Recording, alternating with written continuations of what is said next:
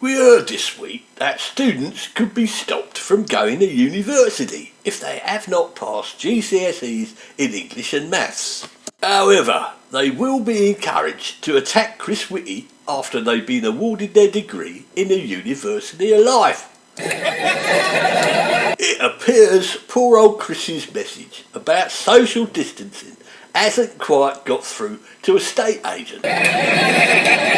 Some journalistic hack said if Keir Starmer's popularity was measured in Fahrenheit, it would be below freezing. Come on, Keir, start cuddling up to some of your aides like Matt Hancock. That will warm you up a bit. So how does the Guard press know his popularity is below freezing? Is that why MPs have been going around trying to stick a mercury thermometer up his arse? Long-time lovey Melvin Bragg said this week the BBC is worth storming the Bastille to save. I'd rather storm Poundland and save Channel 4.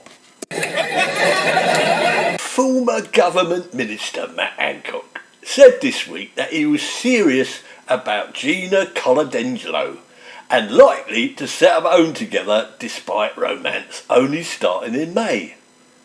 Hancock and Gina are a bit like Love Island for grown-ups.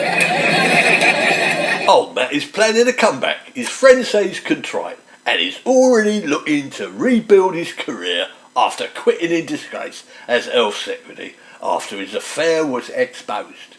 He's planning a career in lying and getting up people's noses. Well, that sounds like head of the test and trace team to me. Amazon Supremo's Jeff Bezos' space adventure is a sign that the time for a wealth tax has come, some gutter press journalist said this week. Jeff is banking on the fact that the moon makes a very nice tax haven. In fact, Jeff has asked a woman, Wally Funt, aged 82, to travel into space with him.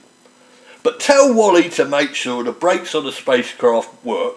She doesn't want to be the first woman to land face first on the moon, does he? Yesterday's man, Donald Trump, is already planning on building his own rocket, with Kim Jong-un as co-pilot. Sweet Lord Frost told Elton John that stars need talent, not just visas, to make post-Brexit EU touring a success. So that means Elton's not going on tour again. You tell him, Frosty. Boris Johnson's police Range Rover hit a number 10 officer who was escorting the Prime Minister to the Commons. The Range Rover has been left with a broken wind mirror, while paramedics tended to the injured cop's hand after the accident. Turns out the motor's a bit like Boris. The right-hand drive mirror was a bit too right-wing, apparently.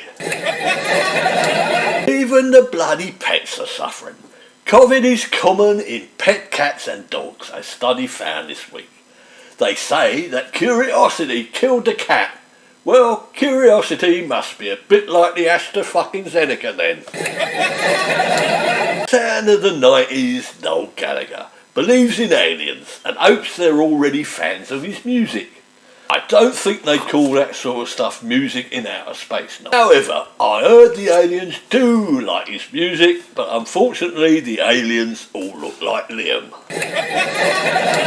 We heard this week that shoppers could get legal rights to be within a kilometre of a cash machine. What's wrong with miles? At all times under new proposals. So, kiss goodbye to the cashless society then.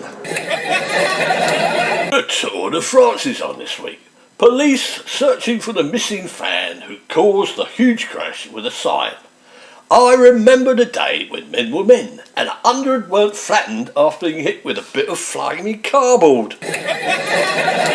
This week a load of villagers were fuming at Jeremy Clarkson and called for his farm shop to shut as fans clogged the roads around. Gap have just shut all 70 of their shops in the UK, so it shouldn't be too hard to shut Clarkson's bloody farm shop, should it? Newspapers went on to ask, where is Clarkson's farm? How big is it and can you visit it? I don't know where it is, but I do know where I'd like to bloody stick it. Unemployed Piers Morgan doesn't like the statue of Princess Diana. Neither do we, but don't worry, Piers, the hard left will have pulled it down in a few years anyway. Well, thanks and goodbye. This has been the Angry Man on TWTW. Up the revolution. Freedom!